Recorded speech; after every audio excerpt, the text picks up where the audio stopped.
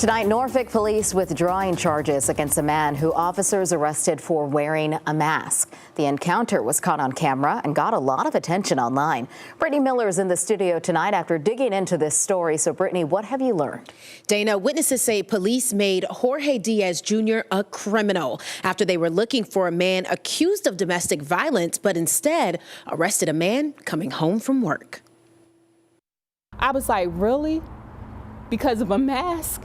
On January 22nd, Samira Brooks watched as 3 Norfolk officers arrested Jorge Diaz Jr. at an apartment complex. Diaz was charged with a felony for wearing a mask. Do you believe he was breaking the law by wearing his mask? Absolutely not. According to Virginia code, it's against the law for anyone over 16 to wear a mask with the intent of concealing their identity. But there are exceptions. One of those exceptions is if the person is working and the mask is considered necessary. They seen him get out the work van. They was right there. It was visible to see that he had got out of the work van, him and another co-worker. Toriante Evans and Samira Brooks both say that Diaz tried to explain to officers that his mask was work-related. I'm still on the clock at work. What are you doing? They say the arrest was aggressive. They was wrong. It wasn't right.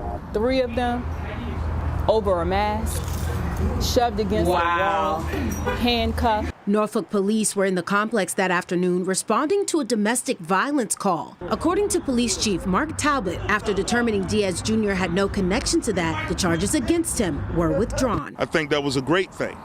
That they actually dropped the charges. Councilman John Page represents Norfolk's Ward 4, where the arrest happened. He says the encounter between Diaz Jr. and police was disappointing and uncomfortable. When police show up, whether we've done anything or not, as African Americans, we already feel as if we're being looked at. He's calling for more conversation between police and the community, and so is Brooks. Officers who communicate and look at everybody as a human being before looking at us as a suspect.